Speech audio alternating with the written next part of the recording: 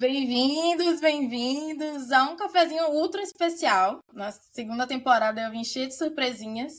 E pela primeira vez eu tô recebendo duas pessoas aqui comigo. Uma é a Amanda, então PMM da Asis, e o Lucas Pizinato, que é Head de Sales do Purple Metrics. Bem-vindos, Amanda e Lucas. É muito bom poder trocar com vocês hoje sobre as múltiplas visões do branding. Obrigada, Jess. É um prazer estar aqui. Boa, Jess. Obrigado pelo convite e muito animado pro papo. Vai ser gostoso. Sim.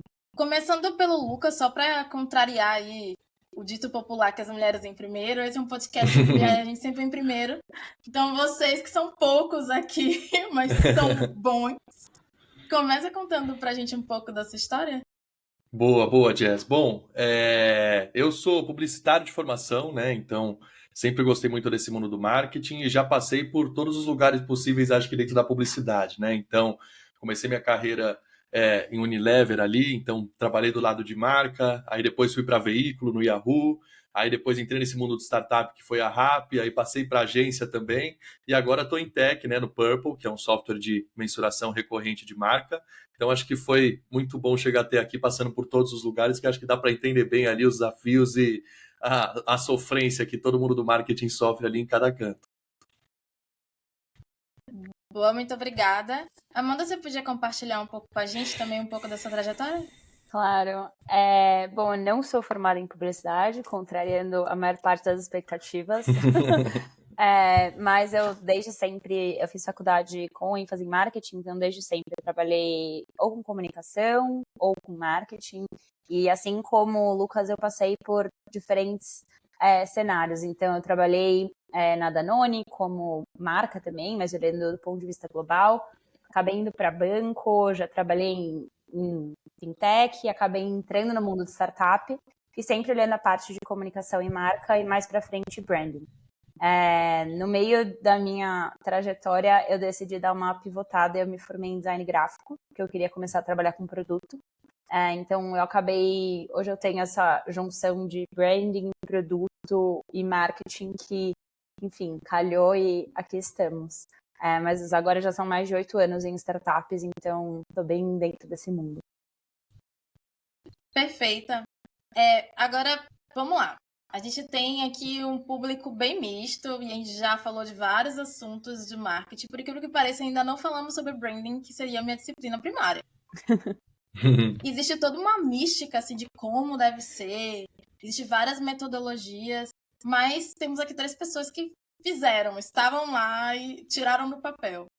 Qual é o passo a passo para montar uma estratégia de marca e quais os formatos vocês já experienciaram nas empresas que vocês passaram?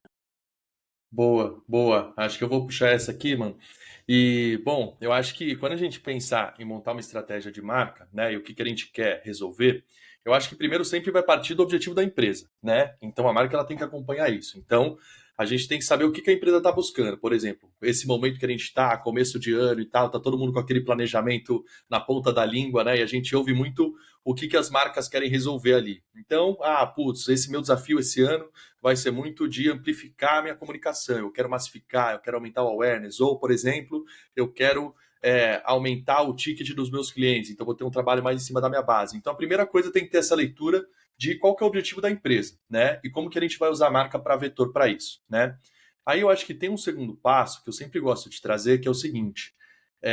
A gente do marketing, do branding, né? A gente adora sempre na nossa intuição, né? De falar, putz, eu acho que é muito por aqui o caminho e tal, então o famoso feeling. E eu particularmente confio muito em feeling de marqueteiro, né? A gente ouve muita história boa por aí. Mas não deixem de ouvir os consumidores. Então eu acho que para a gente saber, né, aquilo que a gente vai querer resolver com a marca, a primeira coisa que a gente tem que saber é em que estágio de marca a gente está para os consumidores. Então, ouvir eles, saber se eles estão entendendo a mensagem que a gente está querendo passar, né? Entender se existe algum tipo de vínculo desses consumidores com a gente, ou se a gente vai precisar focar em alguma coisa mais emocional, por exemplo, nesse sentido. Entender se existe essa intenção das pessoas comprarem a gente também, para a gente conseguir saber o quanto que eu vou forçar, né, em mostrar mais oferta, variedade de produtos. Então, esse vai ser um diagnóstico muito importante para a gente começar a montar essa estratégia, né? E aí eu acho que uma vez que a gente tem o objetivo do negócio muito pronto, né? E a gente tem também a opinião dos consumidores ali que vão ditar para a gente o que a gente pode fazer, né? Aí vai entrar muito essa parte de como é que a gente desce para uma parte tática, né? E aí eu acho que, falando um pouco de dia a dia, né? É muito de entender, pô, aonde que estão os canais que a gente tem que se comunicar, né? E como é que eu vou entender os públicos diferentes que estão nesses canais e como é que eu desço o tom de voz e adapto isso para cada um deles, né? Importante sempre, né? A gente tem um objetivo central ali, mas tem um objetivo para cada coisinha tática que a gente vai fazer. Então, por exemplo, se eu vou focar muito em social esse ano, no Instagram eu preciso olhar muito para engajamento, né? Ou se eu vou focar muito em eventos, eu preciso entender realmente se eu estou atingindo novos públicos. Então, acho que ter sempre isso na cabeça ali, né, que vai ajudar a gente a descer. E acho que mensurar sempre, né? Então, uma vez que a gente sabe o objetivo, a gente sabe o que o público acha, a gente sabe os canais que a gente tem que trabalhar, a gente sabe o que a gente tem que resolver com a marca, né? Tá pronto o plano, né, para a gente depois descer e entender se está dando certo, né? Acho que isso falando de uma forma mais geral, né? Obviamente vai ter muito entrelinha aí no caminho. Sim, com certeza. Acho que o Lucas falou bem. Eu acho que, no geral, a grande mensagem de branding, que eu acho que muitas pessoas acabam perdendo no meio do caminho, é a importância do trabalho prévio, né? Então, a pesquisa, a conversa, entender o seu consumidor, entender por que você está fazendo aquilo, entender como que uma marca ressoaria com ele. Acho que isso é um trabalho muito profundo e é naquela imagem do iceberg, né, que tem uma parte gigante embaixo e uma pontinha. Eu diria que essa parte embaixo é muito importante quando a gente está falando de uma construção de marca, porque existem muitas marcas hoje em dia, o tempo inteiro elas estão surgindo e você fica irrelevante muito rápido se você não tiver de fato em contato com seus consumidores, entendendo por que você é relevante, qual é o seu diferencial. Então, eu diria que é bem por esse lado que o Lucas foi mesmo. Boa. E posso acrescentar uma coisa também? Eu acho que, ouvindo a Man falar, também me lembrou muito de algumas conversas que a gente tem aqui no Purple no dia a dia, que eu vejo que o conceito de branding para as pessoas ele é muito diferente, né? Porque branding é tudo, mas não é nada. Tem gente que acha que branding é mexer na logo, né? Então, aí você tem um processinho um pouco maior para criar uma estratégia em cima disso. Mas eu sou muito da opinião que branding ele está em tudo que envolve ponto de contato com o consumidor. Então, por exemplo, o branding não é só a campanha maravilhosa que a gente vai rodar na televisão, né? Branding não é só aquele rebranding bombástico que a gente vai lançar a marca nova e todo mundo vai ver, né? Eu acho que branding é a maneira que você atende teu cliente quando ele entra em contato contigo.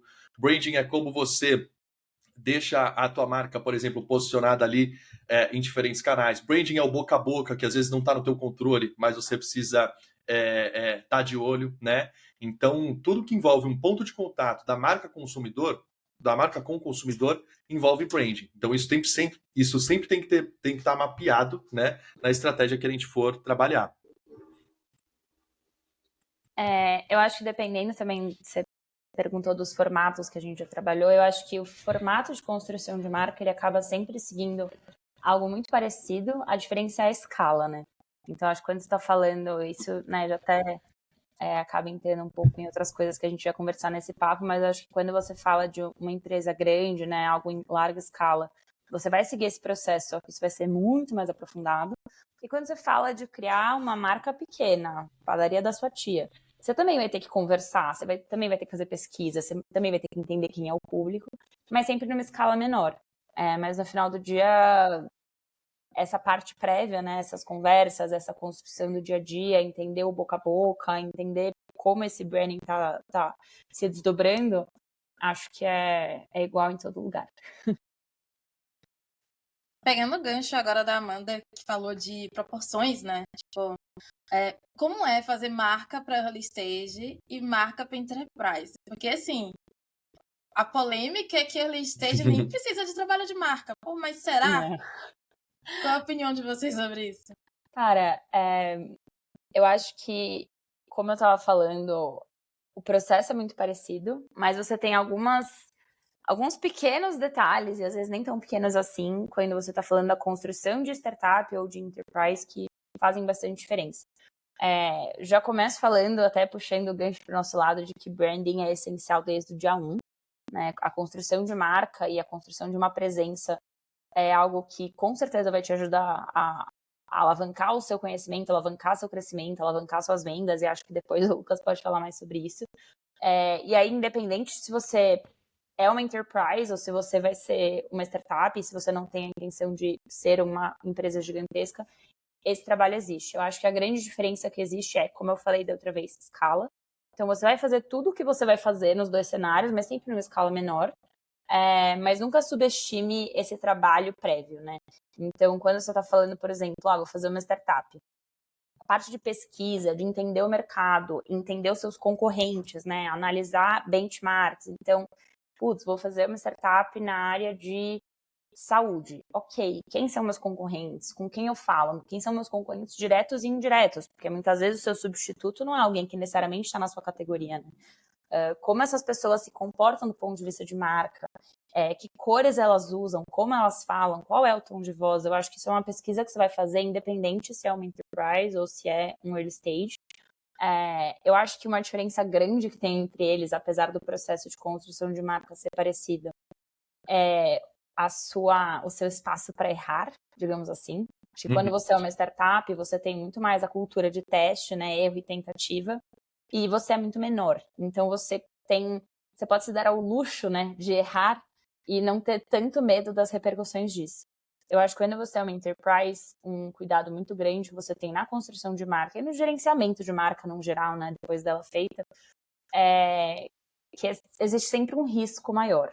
Quanto maior você fica, mais você começa a ter problemas de potenciais problemas de relações públicas, gerenciamento de crises, um problema, por exemplo, a gente tem casos super grandes, como o caso da marca do Nubank, que acabou ficando super complicado uma época por falas da Cris Junqueira e que depois teve que entrar um time para remediar isso. Então, acho que existem similaridades, mas eu acho que você tem que ser muito mais cuidadoso quando você está falando de enterprise e você tem muito menos espaço para inovar, né? E para testar e para fazer coisas mais ousadas, a não ser que você seja um líder muito, né, fora da caixinha, mas que a gente sabe que hoje em dia é mais raro. Mas eu diria que, no geral, é um pouco disso, assim.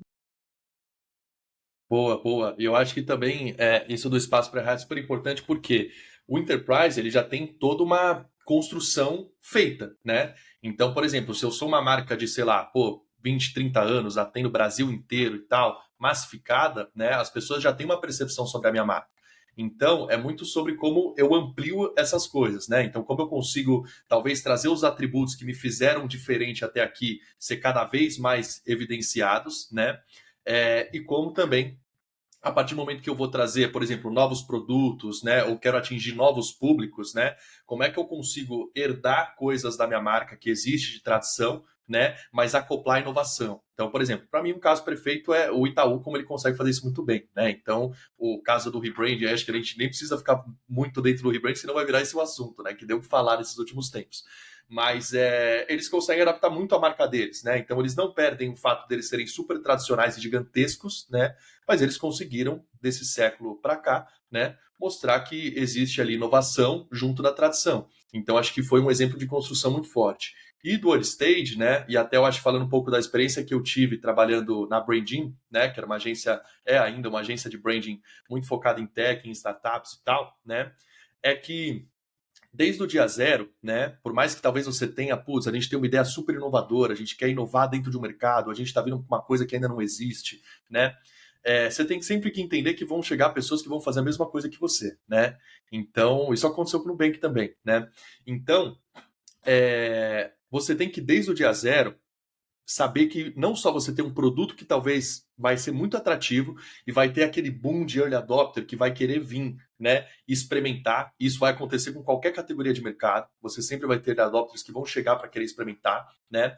Mas a continuidade disso, ela vai se dar muito pela relação que foi construída, né? Então, essa relação você tem que ter já desde o dia zero, como a Amanda falou também, cara, que tipo de atributo que eu vou trabalhar junto com a minha marca, além do meu produto, para gerar familiaridade, que entra aquela questão da disponibilidade mental, né? Então, da gente ter sempre alguma coisa na cabeça do consumidor para ele associar, né? Então, foi o que o Nubank fez, por exemplo, com inovação, né? Para mim, eles trouxeram tanto essa questão da inovação no começo, eles estavam muito sozinhos aqui, que até mesmo hoje você tem um monte de fintech, cartão sem anuidade, conta digital, né? Mas eles ainda são muito reconhecidos por isso, porque eles geraram essa familiaridade desde o comecinho, né? Então esse é o ponto, porque o mercado ele vai se tornar cada vez mais competitivo, né? Mesmo você sendo uma startup early stage, e você precisa desde o dia zero ter alguma coisa para a galera agarrar ali, um atributo que você vai criar distintividade de você para isso. Então acho que é muito disso, sabe? Você ser assertivo no como você vai começar no early stage, né? E bater o martelo em cima disso, né? E no enterprise é como é que você vai não deixar de lado o que você já construiu e pensar em como que você adapta a sua marca, né? E aí, obviamente, tem alguns bons milhões de diferença aí que permite a startup testar e o enterprise ser um pouquinho mais rígido, assim, no que pode ser feito. Pensando assim que a gente está sempre na busca de alavancas, principalmente em early stage, aquela agonia, né? Às vezes, o próprio produto vai ter atributos de distinção, mas às vezes, talvez, ele precise de ajuda. Vocês acreditam que o branding pode ser a alavanca de distinção de uma startup? Por exemplo, casos como o After the Hype. É uma agenda, como qualquer outra agenda. Sim. Mas a marca é extremamente forte e distintiva. Vocês acham que isso pode acontecer para outros segmentos de produto também? Como é que você tem exemplos de cabeça? Eu consigo falar um exemplo, para mim, muito claro no setor de startup e no setor de saúde. Eu acho que, sim, a marca é um distintivo muito grande. E hoje eu tenho um exemplo claro para mim, que é entre Alice e Sami, né? Que são planos de saúde focado, que pelo menos a Alice agora fez uma mudança de posicionamento, mas inicialmente era para pessoa física, agora eles estão atendendo pessoa jurídica. Mas quando eles entraram no mercado, a Alice fez um trabalho de marca fantástico, assim, de criar esse ambiente de cuidado, né, de ser a gestora de saúde, que foi uma categoria que eles mesmos, né, se colocaram como pioneiros. E a Sami, que é um plano de saúde que na teoria oferecia até mais benefícios do que a Alice, nunca conseguiu entrar no páreo. Ela estava lá tentando, mas ela não criou atributos de marca fortes o suficiente para alguém olhar e falar, tá, isso é Sami. Eles ficaram, desde atributo, quando você fala do ponto de vista de branding gráfico, né, de identidade visual, uma marca absolutamente neutra, até mesmo como eles falavam, os bordões, como eles comunicavam, o tom de voz, era algo muito passageiro. E a Alice, por outro lado, criou uma voz proprietária, né? Eles criaram o rosa magenta, que é super claro, quando você tá olhando, você sabe que aquilo é Alice. A maneira como eles falam, o tom de voz, o atendimento é muito específico. Então, acho que isso faz toda a diferença. Não é à toa que Sami, enfim, tá aí estagnada e a Alice tá crescendo com tudo. Boa. Perfeito. Pensando agora em B2B e B2C, que aí também já vem outras conversas. Já ouvi gente falando, mas para B2B, marca não é tão importante, ou tipo, B2B é muito difícil ter liberdade de criar marcas. A gente consegue milhares de objeções aqui. E aí eu queria que vocês compartilhassem. Acho que o Purple é um case absurdo de B2B, que carrega a marca ali. Mas eu queria ouvir de vocês, assim, experiências e as diferenças. Boa, Jazz. Essa eu adoro e eu acho polêmica até porque conceitualmente, na minha opinião, não muda nada. Porque o que a marca tem que fazer? Independente se você vai vender para uma pessoa, você sempre vai vender para uma pessoa. Independente se essa pessoa está comprando para ela ou para a empresa, né? Ela precisa ter confiança, né? Ela precisa se sentir respaldada e ela precisa se sentir beneficiada para comprar, né? E é isso o trabalho de marca que vai acontecer. Então, conceitualmente, para mim, é a mesma coisa, são as mesmas métricas ali que a gente pode trazer, né? A marca é o que eu sempre falo, a gente precisa gerar vínculo, precisa gerar intenção de comportamento, isso vai valer para qualquer um, né? O que para mim existe de diferença, né? É a jornada de compra, né? Talvez o quanto essa compra é importante para você, né? E canais, como você vai trabalhar isso, né? Então, por exemplo, eu sou um e-commerce, né? E aí eu vou vender roupa, né?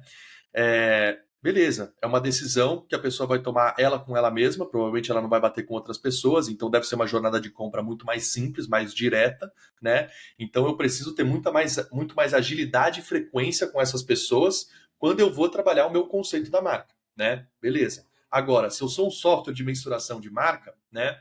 O que acontece? Eu preciso estar falando com pessoas dentro do marketing que se preocupam com isso, e eu tenho que, como marca, fazer com que eles entendam que essa dor existe, mostrar que existe uma solução que pode suprir esse tipo de problema, né? E que todos esses atributos vão ser trabalhados ali para gerar toda essa confiança, né? E fazer eles comprarem depois. E eu acho que até como a Jess trouxe, né? O caso do Purple Metrics hoje, eu acho que é muito legal, porque a gente entendeu o seguinte, né? Tem até uma coisa que eu gosto de falar, essa analogia. O mundo sobreviveu sem um software de mensuração de marca até agora, né? Então a gente chegou aí com uma novidade, né? E aí tem uma analogia que eu gosto de fazer bastante, que é do país que ninguém usava tênis, né? Então, era um país que ninguém usava tênis, e aí chegou uma empresa ali que vendia calçados, e aí uma diretora falou ali para 2 vendedores: olha, ninguém usa tênis lá, vamos lá e tal, e a gente precisa.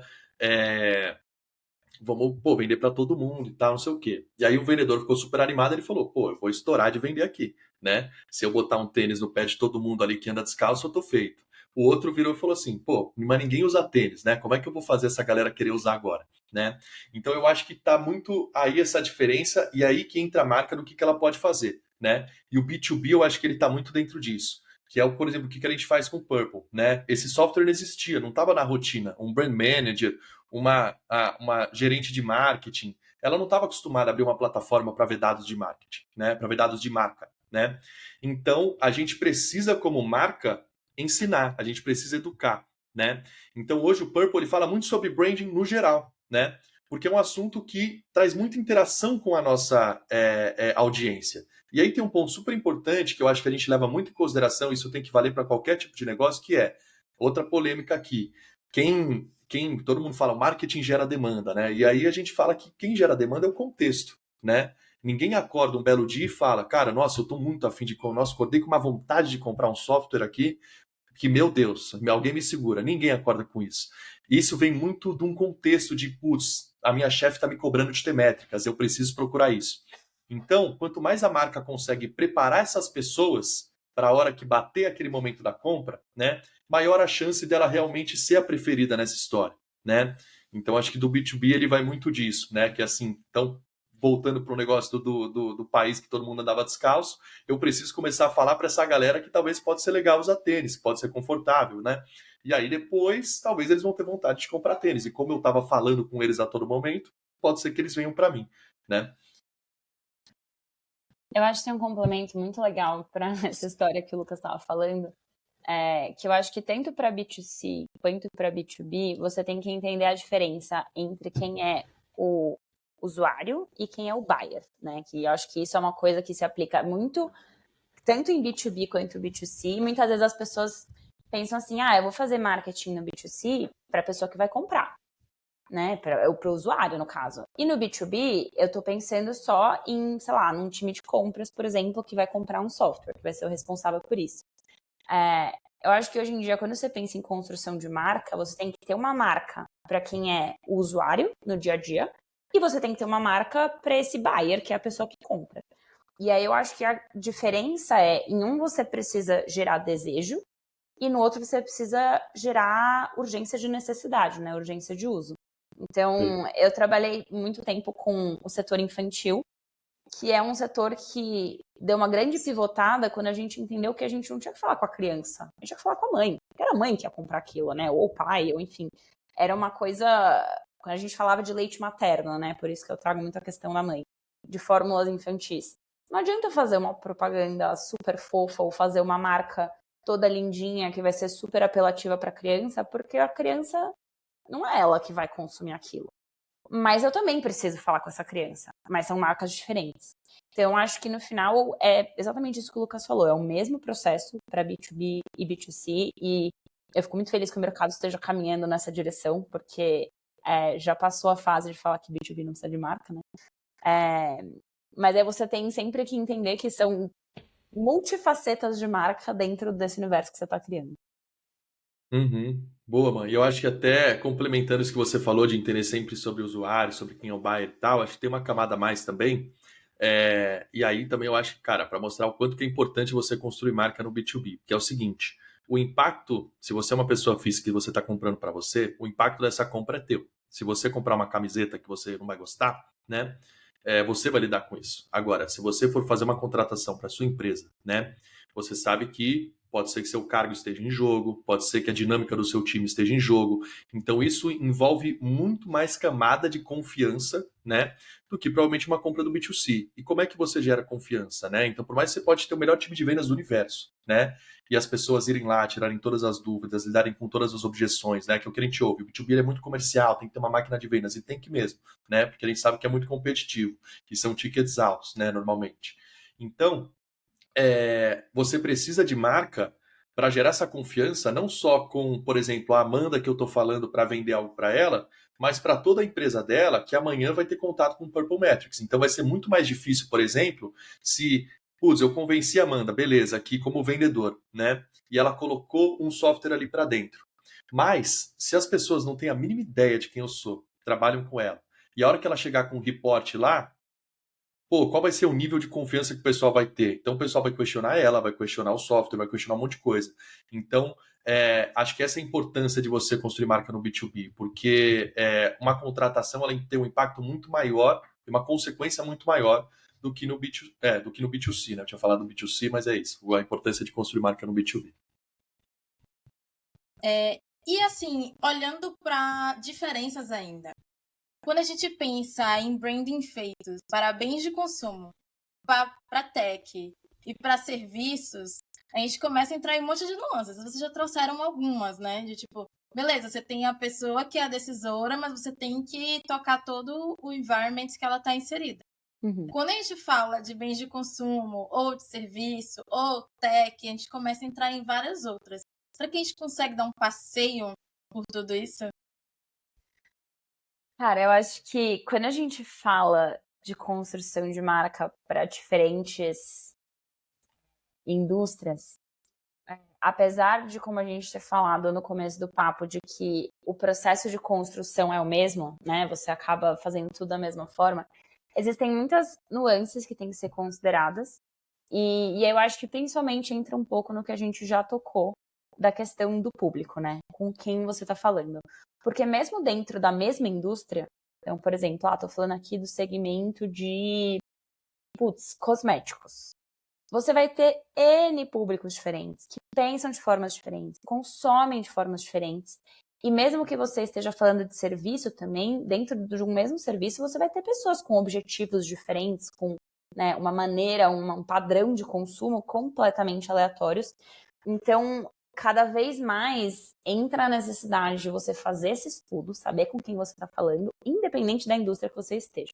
Eu acho que existe, claro, o padrão, né, que a gente associa de, por exemplo, tecnologia, costumam ser marcas mais transgressoras, né? Marcas que puxam para uma coisa mais high, de cores, enfim, eu acho que existe um pouco desse branding, as marcas de tecnologia falam de uma maneira mais acessível, enfim. Acho que quando você está falando de startup, você também tem os seus, as suas, as particularidades que a gente conhece, de bem de consumo também. Mas no final do dia, principalmente hoje, né, que o branding está tão disseminado, você consegue começar a ver similaridades por grupo de interesse, e muito menos por indústria.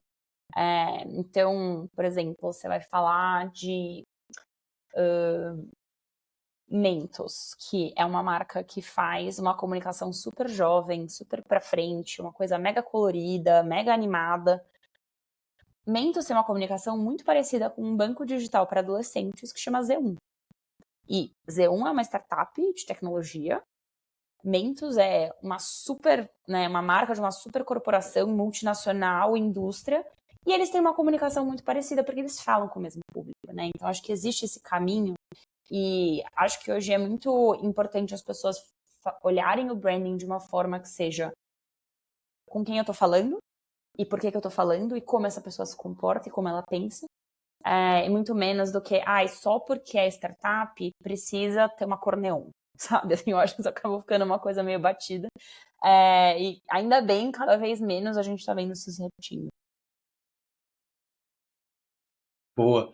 E aí eu acho que entra muito também nisso do como que é a jornada de compra de cada um. E até falando de bem de consumo, me lembrou de uma pesquisa, depois eu posso puxar certinho para compartilhar, né?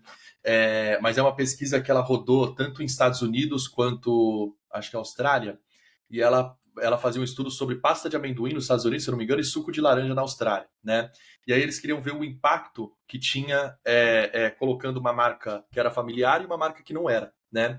E aí eu lembro que na parte do suco de laranja, mais de 83% optaram pela marca que era familiar, e a de pasta de amendoim, que foi nos Estados Unidos, 93% optaram pela marca que era familiar, né? E aí depois, quando o pessoal foi interagir, eles foram entender que 48% disseram que escolheram por causa da marca, né? E aí depois outros 27% falaram que era por causa da marca e algum outro critério. Então pode ser como preço e tal, né? Mas você vê que majoritariamente a marca importa. Então eu acho que nesse sentido, por exemplo, bens de consumo é muito sobre a disponibilidade mental, né?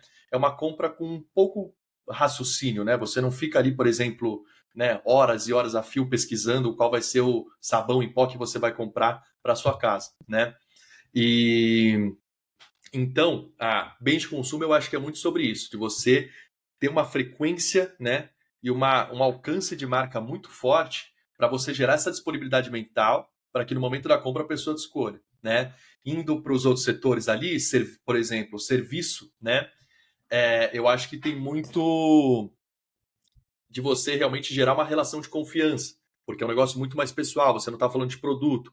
Então é como que você vai trabalhar essa questão da confiança ao longo de toda a jornada da tua marca. Quando você fala de tech, você tem que entender que o produto talvez é o maior ponto de construção da marca. Então a gente teve até alguns casos que a gente já viu no Purple, onde quem usava o produto, né, então a parte dos clientes, tinha uma percepção da marca diferente de um público geral, que não usava. Né? Então, o marketing ele construiu uma história que o produto não entregava.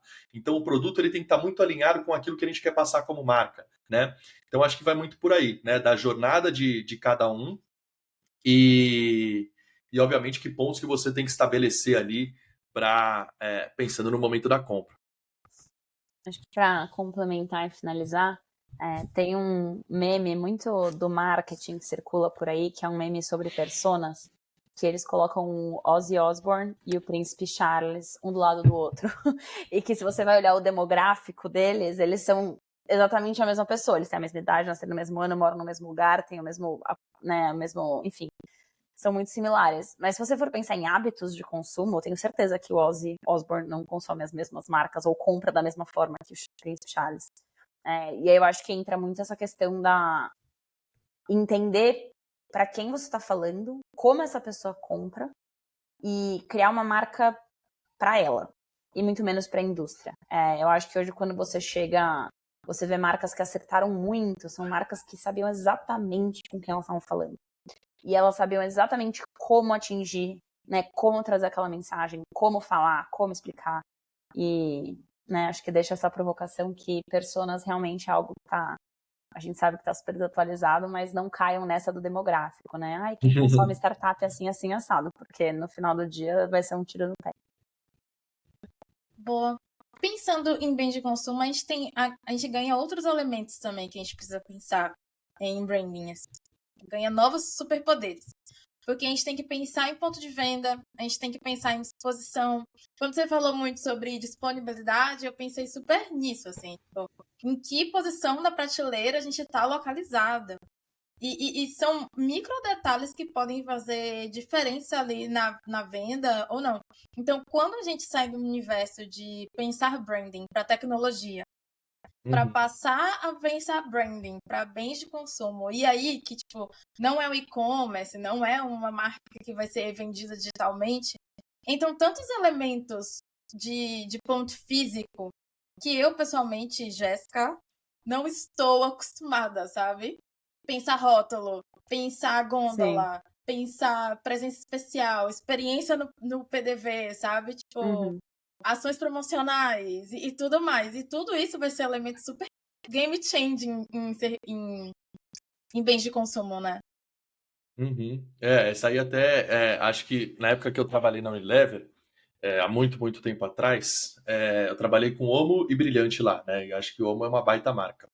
E quando você tem um produto que a tua jornada ela é majoritariamente física, né?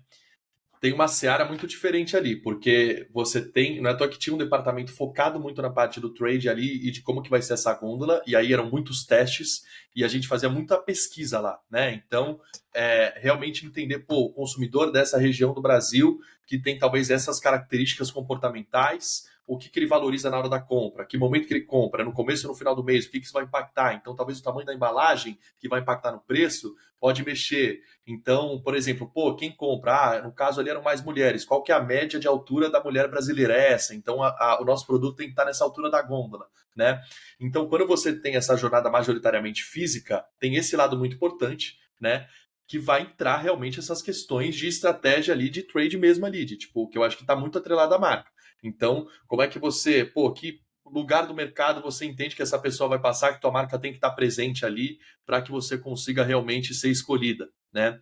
Então, eu acho que vai muito disso. Fica muito mais importante a questão da embalagem, a estratégia que você vai trazer de preço, né? Então, acho que tudo isso impacta muito mais quando a jornada é majoritariamente física. Com certeza, e ao mesmo tempo que uma jornada majoritariamente física é algo super complexo de lidar hoje em dia, eu também trabalhei na Danone há muitos anos atrás, quando o digital ainda era algo muito incipiente, mas hoje eu acho que existe um desafio muito grande de quem trabalha com o físico, né, com bens de consumo, que é o omnichannel, né? Porque no final do dia você tem toda a preocupação com a jornada física, só que essa jornada física ela se entrelaça com a jornada digital. E no final, o que eu acho que é muito complexo para quem trata a marca nesse ambiente é tudo vira ponto de contato. E os pontos de contato têm que fazer sentido porque você não sabe que hora que o seu consumidor vai entrar em contato com cada um deles. Então, às vezes, uma pessoa pode ver primeiro a embalagem no PDV e depois um ads e depois usar o produto e depois ver um influenciador. Ou às vezes a pessoa pode ver o ads, ver o influenciador, e aí sim ela vai na gôndola e vai olhar a embalagem. A gente não sabe a ordem que as coisas acontecem. Então, eu acho que o grande desafio hoje é a consistência de marca, né? Você garantir que as pessoas estão enxergando a mesma marca em todos os pontos de contato que elas estão vendo e garantir que esse omnichannel está equilibrado. Porque alguém que só se comunica no físico não garante crescimento. E um produto físico que só se comunica no digital e não se preocupa com embalagem, né? Com exposição na gôndola, com enfim, as N questões logísticas que envolvem um produto físico, também não vai vingar, porque você pode ver um ads maravilhoso, se você chega na loja, você olha e você fala, nossa, que produto feio, né, que mal cuidado, que coisa, você não vai comprar. E mesma coisa se você vê uma embalagem linda, e aí você vai ver a comunicação, você fala, tipo, nossa, coisa esquisita, né, como eles falam, não me identifiquei com esse discurso.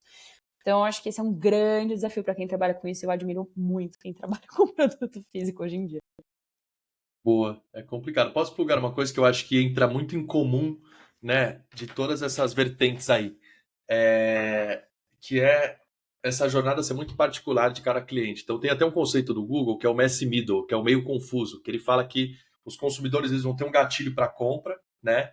E aí vai ter um negócio totalmente aleatório que cada um vai ter uma dinâmica, vai ter gente que, por exemplo, vai pesquisar 40 mil coisas, reviews, ver vídeo no YouTube para tomar uma decisão, tem outras que vão entrar na primeira loja na esquina, pegar o primeiro produto e comprar, né? Então esse meio ele é muito confuso. E aí que entra essa importância da consistência. E aí eu gosto de trazer um exemplo meu, né? Pô, trabalho com isso, mas aí é muito legal quando a gente se pega vendo isso como consumidor. Eu recentemente aluguei um apartamento pelo quinto andar. E aí eu estava conversando com o pessoal de lá, e aí eles falaram, pô, né, tentando fazer aquele jogo de atribuição, né, para ver qual foi aonde que eles conseguiram me pegar. E eles falaram, por que você acha que você acabou alugando com a gente, né? E aí eu falei, pô, eu não sei se foi o patrocínio do Big Brother, se foi o tanto que eu vi vocês no Instagram, se foi o que eu vi vocês na televisão, se é o fato de em todo lugar vocês estavam falando que era muito fácil, que não tinha burocracia, e aquilo ficou na minha cabeça, e eu sou um cara que odeio burocracia. Então, foi tanta consistência, tanto canal diferente que eu estava presente, que aí entra aquela questão da disponibilidade mental. na hora que eu parava um tempo do meu dia para olhar apartamento, eu discava direto o quinto andar. Se eles olharem lá a minha conversão, vai dar que foi orgânica, porque eu fui, provavelmente o apartamento que eu acabei fazendo a proposta, eu entrei, eu escrevi no mesmo site, eu não vim de nenhum outro lugar. Então, acho que isso é muito importante, de você ter consistência, porque às vezes vai ser muito difícil de mapear tudo isso. Quem cai, às vezes, no jogo de atribuição, de o Instagram, a pessoa veio pelo Instagram, então vamos colocar R$ 1 milhão ali no Instagram, mas esquece que ela pesquisou 40 mil vezes no Google, que ela perguntou para 30 amigos, que ela viu o review no YouTube e que ela foi dar uma olhadinha no site antes. Então, sempre respeitar que essa jornada é muito individual para cada consumidor e essa importância de você estar presente em vários pontos de contato e ter consistência, para que a sua mensagem ela não saia de um jeito ou de outro ali e você não consiga guardar isso na cabeça do consumidor.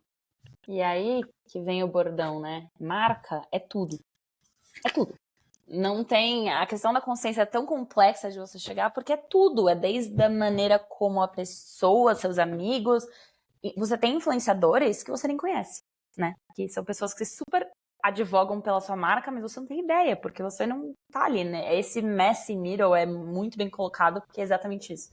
Eu acho que isso se agrava muito quando você tá falando dos bens de consumo. Mas acho que é isso.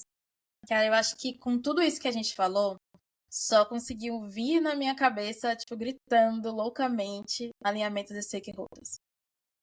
Sim. Uhum. Cara, é tanta gente. Então, assim, como que faz para mídia de performance passar a mensagem certa, para a galera de vendas ter a comunicação correta, para depois o atendimento de ponta, sei lá, o closer conseguir fazer tudo isso? Como é que a gente consegue? E aí tem aquela brincadeira do xerife do branding, a gente sabe que não é muito saudável, nem pra gente, nem para outras pessoas. Quem nunca? Pois é, tu não já passou por esse momento aí de evolução quase espiritual. Mas como que faz, assim, de uma forma saudável e efetiva? Qual conclusão vocês chegaram? Boa, boa. Eu quero plugar nessa até para contar uma historinha que a gente, lá no Purple Metrics, a gente tem um evento que é o Marketing Jam, que a gente reúne algumas lideranças de marketing para bater um papo. E a gente fez, o último foi no Halloween, e aí a gente fez histórias de terror de brand, né? E tinham muitas, infelizmente. E aí, um dos convidados, ele estava falando que ele tinha, todo o budget de brand tinha sido cortado. E aí ele falou, cara, ferrou, como é que eu vou construir marca agora, né?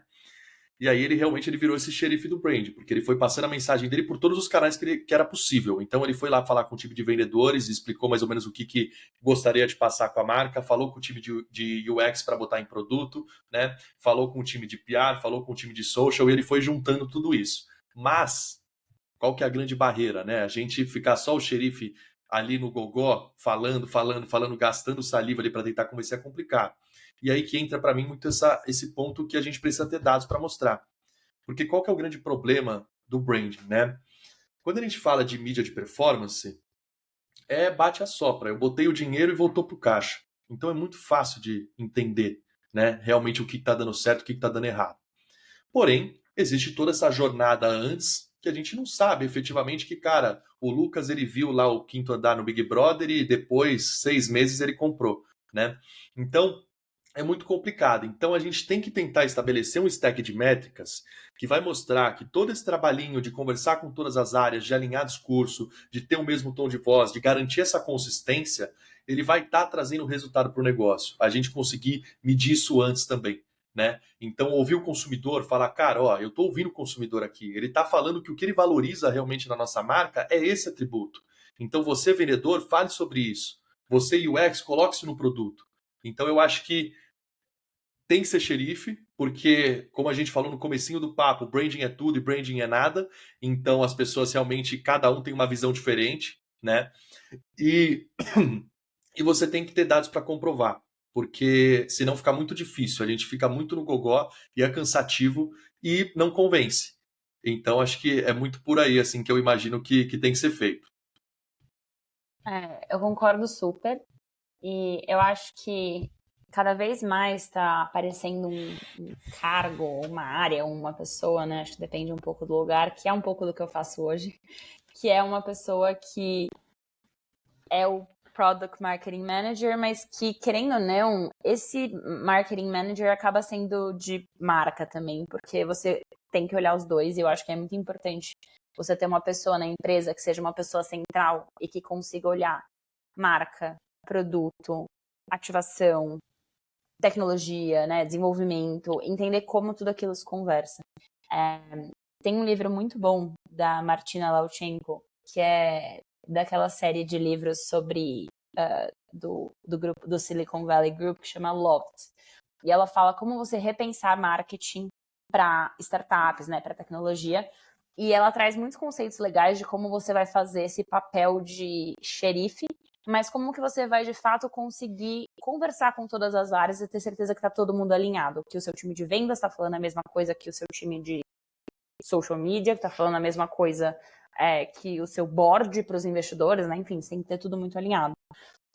E eu acho que no final do dia esse papel do PMM, ou até muitas vezes o Brand Manager que acaba exercendo esse papel, ele é de relacionamento.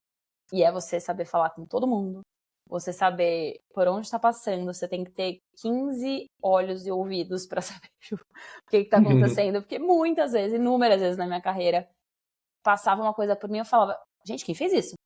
Eu falava, fulano, não, mas calma, isso tá errado, não é essa cor, não é esse... Não, a gente não fala assim, essa peça não faz sentido. Então você tem um lado um pouco sofrido, que é uma história de terror, mas eu acho que cada vez mais as áreas estão entendendo, tanto o brand manager, quanto, enfim, qualquer pessoa que seja mais ou menos nessa posição, como o guardião, né? Eu acho que o guardião é um nome um pouco, que gera um pouco mais de empatia do que xerife. Perfeito. E aí, é quase um puxadinho, né, da pergunta anterior, mas qual vocês acham que é a maior dificuldade de trabalhar com branding? Porque a gente tem também outros atores nessa história. A gente tem as agências, né, que são aquela galera que a gente brifa e aí vem, faz todo esse trabalho que a gente, o mesmo trabalho que a gente falou aqui. Pesquisar pessoas, entender o consumidor, entender o usuário, criar um planejamento e aí trazer uma campanha para a gente aprovar e ser colocada ali no nosso scope. Essas pessoas também têm dificuldades. E aí vocês já tiveram os dois papéis, né?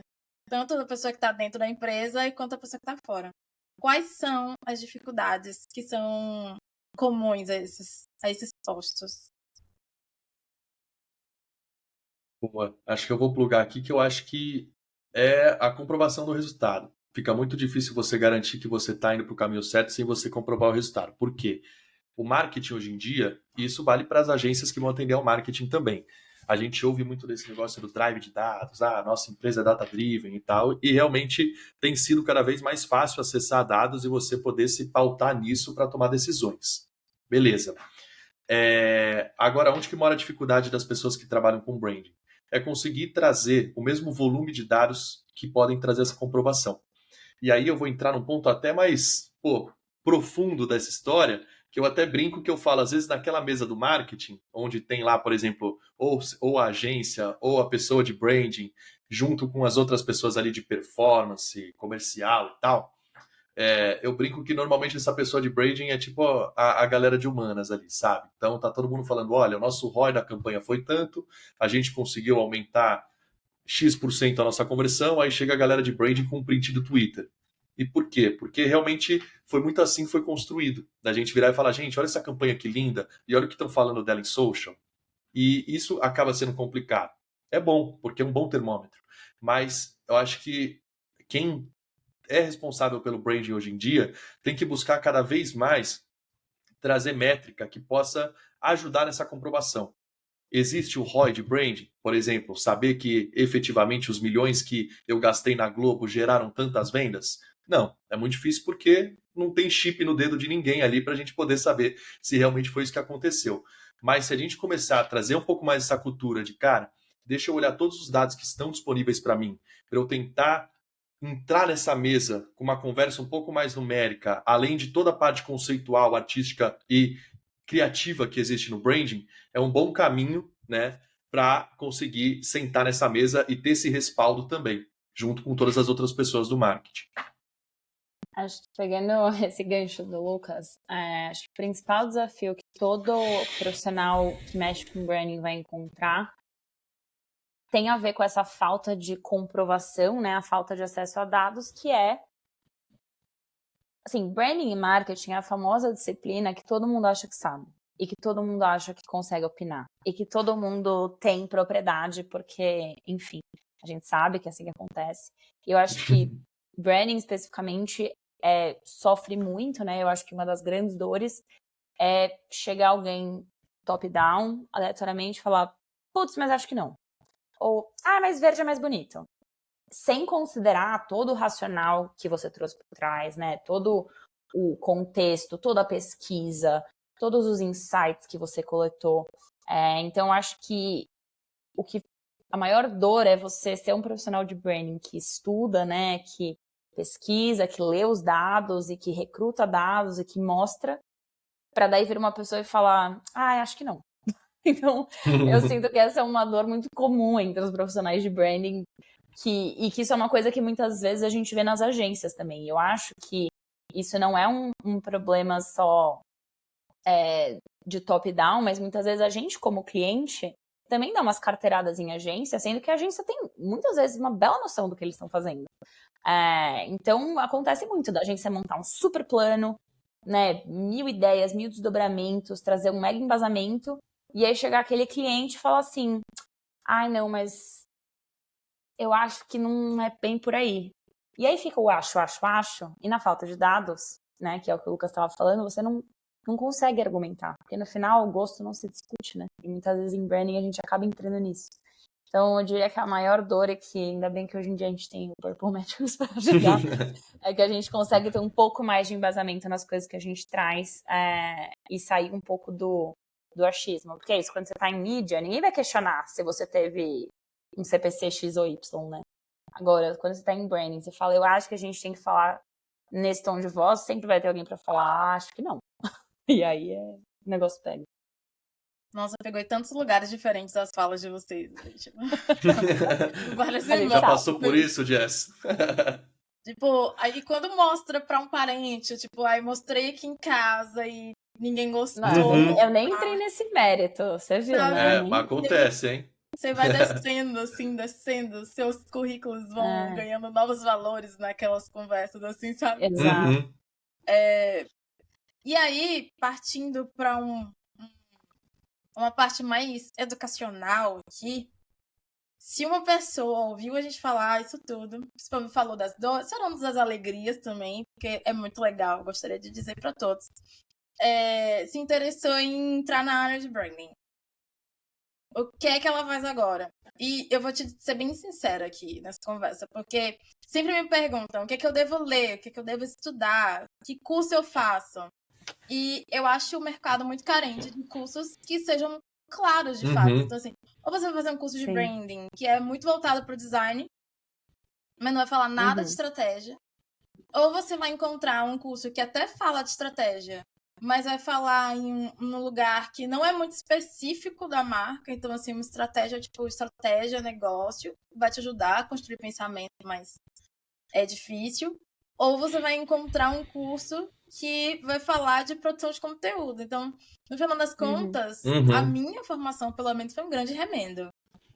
Porque na universidade não entregou também. Eu aprendi tudo fora. Como foi para vocês esse processo de formação e o que você recomenda para os outros? Cara, eu vou puxar esse gancho porque eu acho que foi um processo muito marcante na minha vida, porque, né, a título de curiosidade, eu sou formada em relações internacionais. Nada a ver com absolutamente nada do que eu faço hoje. Mas como eu sempre trabalhei com marketing, eu fui enveredando para esse caminho e eu tive contato com branding na faculdade, mas era uma coisa, assim, há 10 anos atrás, muito pouco falado. Você vai aprendendo, mas assim, eu fui bem nessa questão do remendo. E aí, conforme eu queria estudar branding, tudo que eu encontrava era exatamente como você falou, Jess, ou mais pro lado visual, ou uma coisa super estratégia, mas que acabava não entrando em branding, acabava indo para uma coisa um pouco mais de estratégia business mesmo, né? E aí, um belo dia, eu falei assim, bom, vou ter que fazer eu mesma esse negócio, né? Porque não existe. Então, foi aí que eu fui estudar design, em paralelo, enquanto eu trabalhava em consultoria. Então, eu trabalhei bastante tempo em consultoria de aceleração de startups, que eu acho que é um lugar onde você consultoria no geral é onde você tem acesso a muitos mercados diferentes, a muitas indústrias diferentes, então você acelera muito o seu conhecimento. Acho que em agência, né, mesmo raciocínio, você acaba tendo clientes diferentes, então você aprende de lugares muito inesperados. E foi aí que eu fui estudar design, exatamente para eu conseguir construir essa minha interseção. Então, hoje, eu com minha formação em design, eu consigo conversar com a galera do lado criativo do branding, e eu tenho argumentos para isso. E com o meu passado de marketing estratégico de consultoria, eu consigo conversar com o outro lado e meio que fazer essa união. E aí foi um processo muito único meu, mas eu concordo 100% que é muito carente, mas eu posso afirmar que, assim, eu depois fui fazer uma formação, digamos, de verdade em design, mas eu comecei a aprender design sozinha. E eu comecei a fazer tudo com materiais gratuitos e podcast, e vídeo no YouTube, e videoaula, na época da pandemia, que tinha muita coisa disponível, né, muito conteúdo gratuito, um monte de conteúdo gratuito, e livros, e TikTok. Então, assim, eu acho que o que não faltam hoje em dia é canais para vocês se descobrindo. E o meu maior conselho seria não compre um curso caríssimo por impulso, porque 90% das vezes aquilo não vai resolver a sua questão. E você não vai sair com o conhecimento que você precisa. Boa, boa. Ótimo. Eu acho que para mim foi muito da faculdade já, e até lembrando, né, mano, na época da faculdade, quando a gente estava na empresa júnior ali, o pessoal chamava parte do plano de consultoria, plano de branding, era identidade visual, né? Então a gente foi aprendido ainda dessa forma, depois que a gente foi ampliando os conceitos. Eu acho que eu tive também uma fase empreendedora, né, onde no mercado de food service ali, e eu fui responsável por construir também uma marca, mais na parte de estratégia também, porque eu sempre fui esse cara não técnico, inclusive eu sou daltônico, então imagina eu para escolher cores de uma paleta, então eu sempre precisei de muita ajuda. E aí, para mim, foi um formato muito de conversando com pessoas que estavam dentro dessa área. Então, tinham pessoas que tinham se formado na faculdade já, que tinham caminhado para esse lado do branding, então eu trocava muito com essa galera. E aí, assim, acho que depois eu fui tendo contato com talvez pessoas que têm um conteúdo muito legal, que eu já vou trazer os nomes aqui, livro também. Mas o que eu gosto de falar, né? O que a Jazz até trouxe. Pô, vocês trouxeram, eu fui remendando ali um pouquinho da minha formação. Pô, para você saber depois fazer o branding, né? Assim, pegar a estratégia, você precisa entender de produto, você precisa entender de venda, você precisa entender de mídia, você precisa entender de muita coisa, porque você vai ser a pessoa que vai deliberar todo esse conhecimento a partir de diferentes canais. Então, por isso que eu vejo que hoje eu converso com maravilhosos profissionais de branding todos os dias. E eu vejo que teve gente que veio de mídia, teve gente que veio de performance, teve gente que veio para PR, que veio de PR, teve gente que veio de design. Então, é um pouco de tudo ali. Então, acho que hoje ainda não existe essa formação única, porque ainda é muito amplo esse conceito, né? Mas, se eu pudesse recomendar, fazer um jabá, que também que eu já fiz alguns, né? Mas eu acho que a Guta Tomaskin, que é CEO do Purple, ela, muito fera no conteúdo, inclusive, 10 de 10. talvez foi uma das pessoas que mais me ensinou sobre isso, né? E então ela é muito forte ali no TikTok, a gente posta muito conteúdo ali, no Instagram também. Galileu Nogueira, também um querido que sabe muito. A Bia Guarez também adora a newsletter dela, Beats to Brains. E aí também acho que tem um livro que foi o primeiro livro que a Guta me indicou quando eu comecei a trabalhar com ela, que foi o Obviously Awesome, da April Dunford, que é muito legal, que fala meio que, cara, beleza, você sabe que seu produto, seu serviço, ele é show de bola, mas as pessoas sabem disso? Então, como é que você vai criar um posicionamento que as pessoas vão realmente querer comprar e amar teu produto? Então, para mim, foi muito o capítulo 1 ali dessa história de começar a entender um pouquinho mais sobre brand, porque é isso, né? Existe um espaço entre eu tenho um produto legal e as pessoas perceberem isso. E para mim, branding que constrói essa ponte, né? Então, acho que foi um livro bacana também. Bom, eu ia recomendar os TikToks da Guta, e olha que eu nem tenho nada a ver com o Purple, mas é que eu realmente sou muito fã. A Guta explica branding de uma forma extremamente acessível. Acho que todos os nomes que você citou, o Galileu, a Beatriz, eles são todos ótimos, né? Tem um conteúdo de muita qualidade. Eu acho que, assim, se você der um Google livros de branding, todos que vão estar ali vão ser bons, né? São todos livros que fazem muito sentido você ler.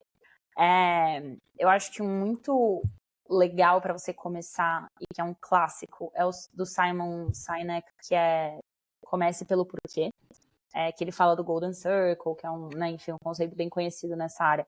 Acho que esse é um livro meio base. Mas eu queria recomendar um livro que, assim, mudou minha vida. E que é um livro muito pouco conhecido e que eu acho que foi meio que me pivotou para essa área de branding. Eu até trouxe ele aqui, que é este livro da Paula. Ele nem existe no Brasil, na verdade, eu tive que trazer ele de fora. Ele chama Aesthetic Intelligence, que seria basicamente inteligência estética. Ele é da Pauline Brown, ela foi por muitos anos conselheira do grupo LVMH, então sempre trabalhou com marketing de luxo, mas não é um livro sobre marketing de luxo.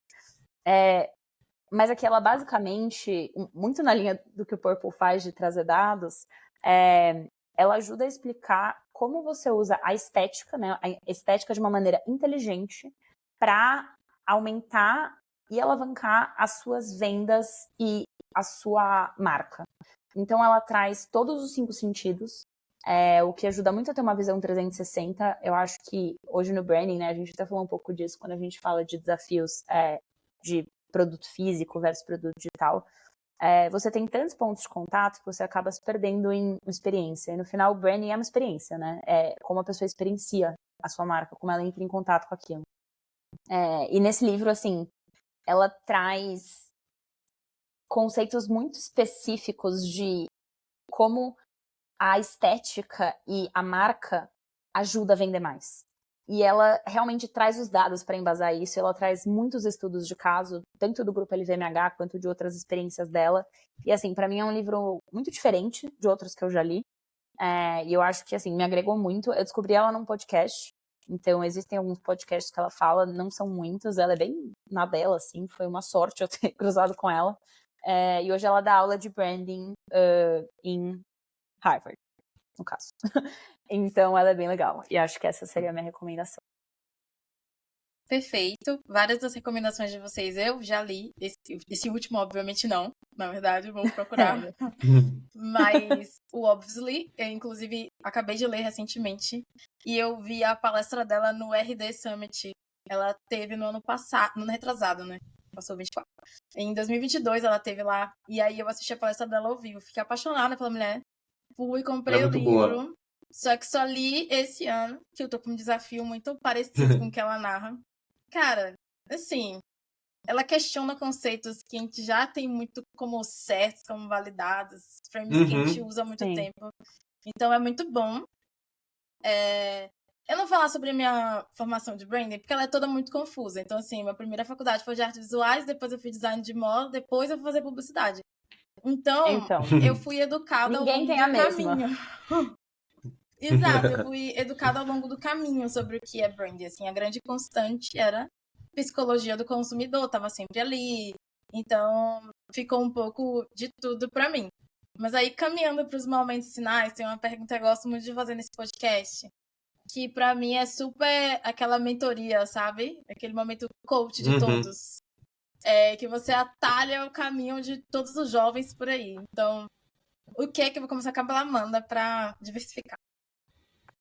O que a Amanda de hoje, que já tem todo esse tempo de carreira, toda essa experiência, diria pra Amanda de 18 anos se ela pudesse encontrar, assim, que ia ser, tipo, mudar ali a vida da Amanda?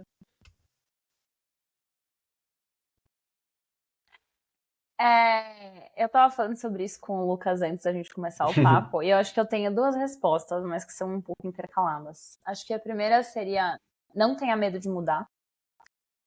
Eu acho que quando a gente, falando até um pouco desse remendo, né, da construção de uma carreira em branding, ela é muito... Ninguém tem uma experiência só. Você aprende em todos os lugares. E muitas vezes você vai ter que fazer mudanças grandes, né, fazer aquele pivô ali na sua carreira, que dá um medo, mas eu acho que eu falaria para essa Amanda, não tenha medo de mudar, né, vai que é tua.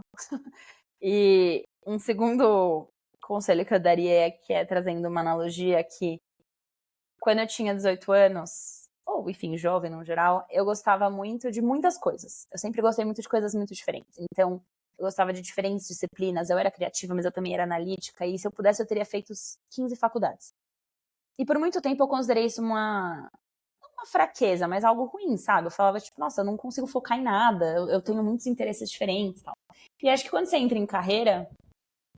eu comecei a ver isso como uma fraqueza, porque eu falava, tipo, cara, eu gosto muito de marketing, mas eu gosto muito de branding, mas eu gosto muito de produto, eu gosto muito de design, e eu preciso focar e fazer uma coisa só. Até que um dia eu ouvi um conceito da Oprah, enfim, né? Você acha inspiração de todos os lugares, em que a Oprah fala do conceito de um pica-pau e um beija-flor. E ela fala, existem pessoas que são pica-pau, que são pessoas que nascem com uma coisa muito clara, e elas ficam ali batendo o bico e construindo algo porque elas sempre souberam que elas querem fazer aquilo. E existem pessoas beija-flor. E o beija-flor é um pássaro que ele pega um pouquinho de cada lugar. Ele voa um pouquinho, pega um pouco de uma flor, voa um pouquinho e pega de outra flor. E isso não os torna pássaros melhores ou piores do que outros. E quando eu entendi isso, que na verdade era um superpoder eu ter interesses diferentes, e o que fazia a diferença era como eu agregava eles, isso mudou muito a minha trajetória. Então, se eu pudesse falar para essa Amanda, seja um beija-flor e tá tudo bem. Gostei. Boa. Muito poético. Daí, Lucas, o que você Nossa, diria nem para sei o que eu sua vou falar agora. versão, né? Depois dessa, essa leveza, Desculpa. aumentando as barras. O que você diria para a versão Lucas de 18 anos? Acho que eu ia falar pra ele falar com a Amanda. Tô brincando. Bom, eu acho que é até engraçado porque é muito do inverso, assim, que eu sempre fui muito empolgado com tudo e querendo... Assim, tem similaridades com isso também. Mas eu acho que eu diria para ser menos imediatista. Então, eu sempre fui muito ambicioso, sempre quis, crescer logo, crescer rápido e tal, e me engoli muitas vezes querendo dar passos maior que a perna, e não tive calma, não tive paciência para entender o momento que eu estava e tomar decisões melhores. Então, acho que é muito sobre isso, assim, de ser menos imediatista, saber por que você está tomando cada decisão, porque sim, por que não, porque muitas vezes eu só não pensava, eu só ia, e eu fiz um baita de um contorno para chegar até aqui, que é um lugar hoje que eu estou muito feliz e tal, para onde que está caminhando minha carreira, mas dei muita volta para chegar, eu acho que muito por conta desse imediatismo. Então, calma, pensa, faz terapia, porque eu comecei muito depois também, com 18 anos eu não fazia, me ajudou a me entender e saber os meus processos ali, para onde que eu queria ir, mas acho que é um pouco sobre isso. E falar com a Amanda também, com certeza. Que a gente já eu conheci a Amanda com 18 anos, então eu pedi um conselho pra ela. Eu não acho que a Amanda de 18 anos teria isso na cabeça dela. Cara, tem uma coisa que eu sempre pergunto, toda vez que a pessoa diz assim, porque eu era muito ansioso. Tipo, você acha que se você tivesse dado esse conselho pra você, você teria escutado? Eu acho que teria sido pior, sabia? Eu não acho que eu teria me escutado assim. Isso quer dizer, tem uma velha frustrada, deixa eu tentar aqui, sabe? Eu acho que eu ia me jogar no meio. Justo. É difícil, a gente precisa do tempo pra aprender, né? Pois Exato. Então, caminhando aqui para o fim definitivo, e gostaria de agradecer a presença de vocês. Foi muito bom o papo, eu tenho certeza que rendeu aí insights maravilhosos para várias pessoas. E talvez tenha inspirado aí a nova geração de branding do Brasil. Meu Deus, quem sabe? Que peso. Você tem alguma coisa que vocês gostariam de divulgar? Aproveita o espaço, quem sabe, vai que rende uns leads para vocês. O Lucas já falou do Purple 300 vezes, é quase um podcast. Então. Horizon pelo Purple, quase. Mas vocês têm recados? Boa, Jess. Cara, eu acho que não, inclusive porque eu já fiz muito Java por aqui, mas bom, como eu falei ao longo do papo, a gente tá falando de brand. Momento de compra de cada um, momento de compra de cada um. Então tá tranquilo, sigam nossos conteúdos e quando vocês precisarem estaremos por aqui. Mas te agradecer, Jess, muito bom a gente estar puxando esse papo, agradecer a Amanda também, minha parceira de longa data aí, muito bom trocar com ela aqui também. E muito legal que a gente está trazendo mais esse assunto. Acho que conte com a gente também para mais papos e aprofundar em mais disciplinas dentro desse grande assunto que é tudo e não é nada. E é isso, pessoal. Muito obrigado. Eu também não tenho nenhum grande recado específico. Acho que queria agradecer realmente o espaço. É muito legal sempre trocar sobre isso. Me coloco super à disposição também para quem estiver ouvindo, se quiser conversar, bater um papo sobre isso. Acho que tanto eu quanto o Lucas estamos no LinkedIn, então pode adicionar a gente conversa por lá. Isso aí.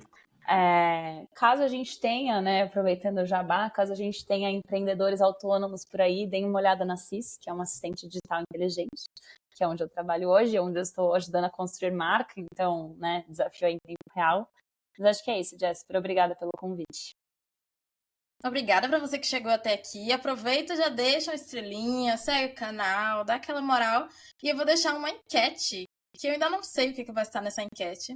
Mas compartilhe e deixe se você curtiu ou não, deixa opinião, sugestão de outros episódios. O link para encontrar esses dois vai estar na descrição. Então é só chegar lá, seguir, fazer amizade, chamar uma DM. Tá todo mundo aqui ciente que pode pingar umas pessoas aí para conversar. Isso É aí. isso. Muito obrigada Obrigada. e até, galera. Obrigada. Até. Obrigado, gente. Valeu, Jazz. Beijo, mano.